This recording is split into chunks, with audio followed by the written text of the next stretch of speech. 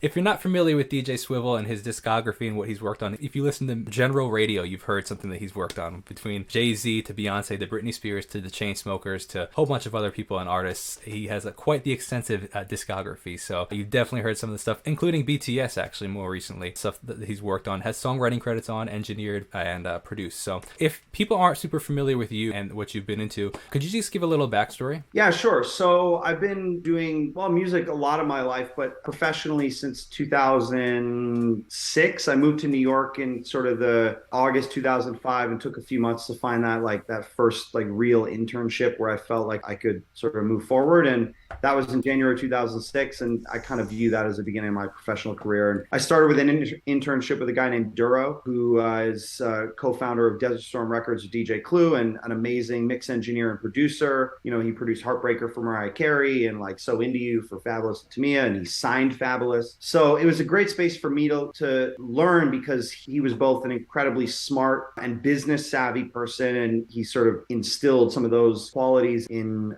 what I do, which has been incredibly helpful. But at the same time, also a very creative person and understands music and how to make music and create it and great A&R. So it was a perfect person to learn under. And I interned for him for a few years. And within the first year, I became Fabulous as engineer. So I would sort of juggle interning for him during the day and assisting him as his mixing and stuff. And then at night, taking over as the engineer, he would go home to his family and I'd kind of be in control of the studio and work with Fabulous all night until the sun came up, and then I'd go sleep for 4 hours and do it again. So that was kind of how I got started and sort of cut my teeth. And then a few years after doing 2 albums and probably 3 mixtapes with Fabulous and going on tour with him and all of that as his engineer, and even getting to co-mix with Duro Loso's Way, which was sort of a highlight of that moment. Duro let me co-mix Loso's Way for Fab. I got this call through a friend who I met through Fabulous, Omar Grant, who was asking me if I could fill in for Beyonce's engineer for a few days. And I said, of course. And I showed up and I ended up spending, I guess, like 4 or 5 days with her. We did a bunch of music and then just as her engineer. And then she went on vacation for 6 weeks. And I thought, okay, I was just to fill in for that week. I'm not going to hear back. And then she came back 6 weeks later and yeah, reached out to me and said, hey, we want you to do the whole album with us. So that was great. And I became her engineer and worked with her for a couple of years, traveled the world, went to Australia and the UK. Wow. And, you know, all over the place, Miami, LA.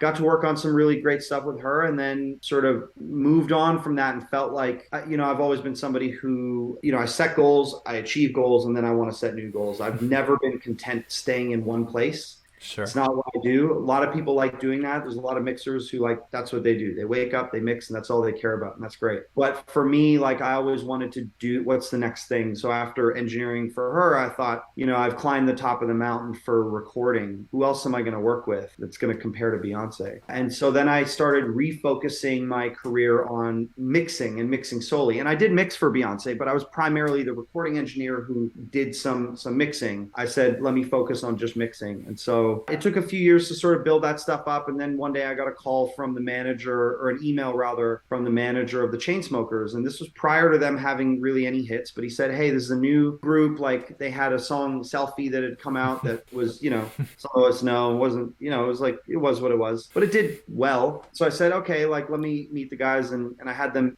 meet me up at Jungle City Studios. I was working there. Is And this New York or LA at the time? I was in New York. Still, This was all yeah. New York. My whole beginning of my career was in New York City. And then they came up and we hit it off and just great guys and similar age. And we just got along really well. And it just felt like my friends. So Drew gave me a bunch of the music that they were working on. And I was traveling to LA, I think for the Grammys or something like that. And I said, on the flight to LA, I'm going to listen to everything. I'm going to give you notes on, there was no business. It was just like, let me try to help you guys out, help refine the sound. Let me just give you notes on all the things that I think could be improved on these songs. And so I did. And they gave me one song to mix, and it was called Good Intentions off the Roses EP. And then the next song they sent me was Don't Let Me Down. And we ended up winning a Grammy for that about a year later.